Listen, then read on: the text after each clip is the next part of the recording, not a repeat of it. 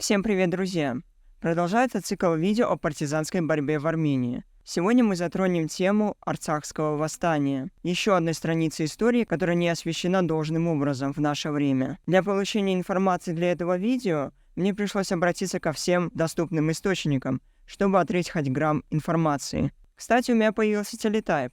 Теперь вы сможете там посмотреть мои видео в текстовом варианте, а также Patreon, где вы можете подписаться на меня, чтобы поддержать мой канал.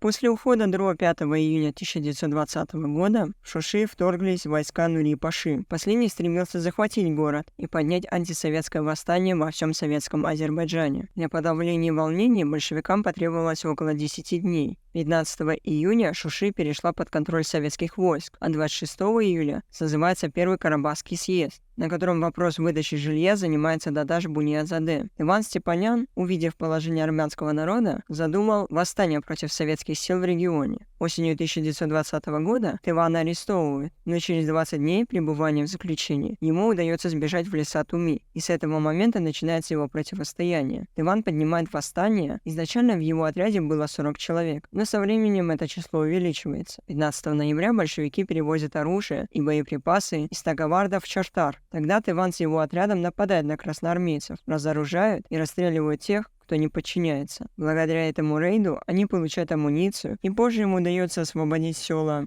Цаберт и Мецтаглар. Уполномоченный азербайджанского ЧК по особым поручениям в Карабахе Айк Саркисов напишет, что 26 октября я получил распоряжение арестовать Тывана.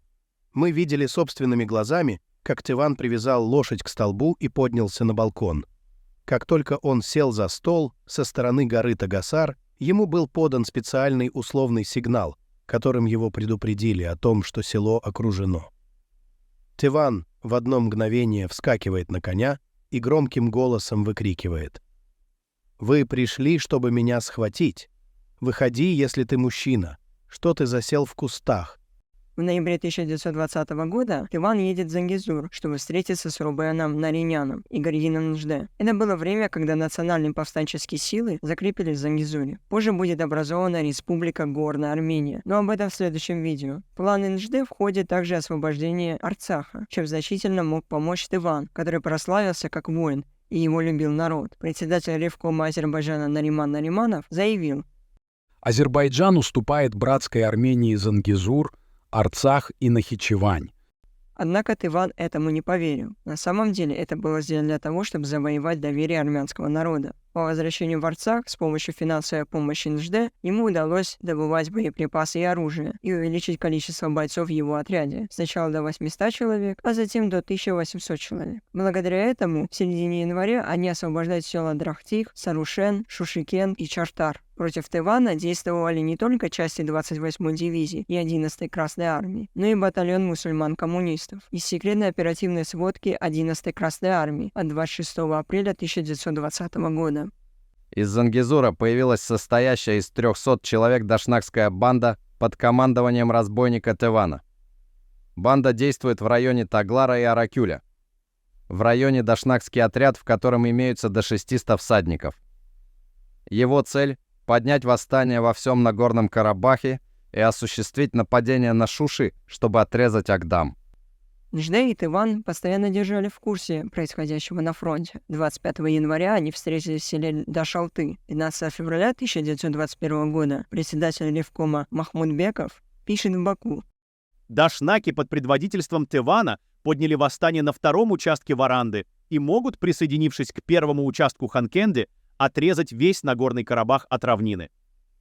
Еще не было ни одного села, где Тывану и его отряду оказывали сопротивление. Еще там, где кричали «Да здравствует советская власть!». Сегодня с тыла наносят удары по нашим войскам.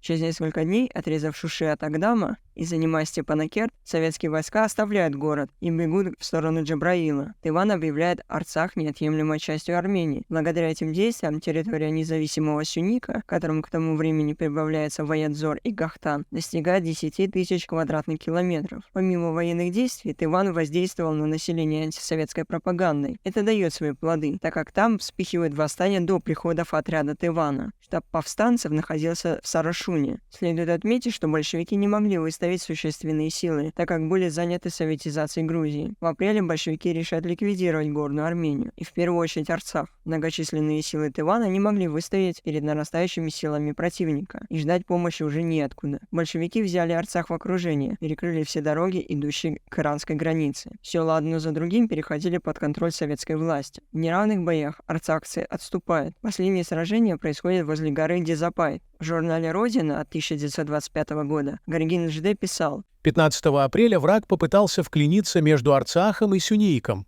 Враг постоянно разрушал Забухский мост и отрезал линию. Ночью 18 апреля зангизурские войска проходят Забух, прорывают линию окружения большевиков и создают возможность пройти в Сюник.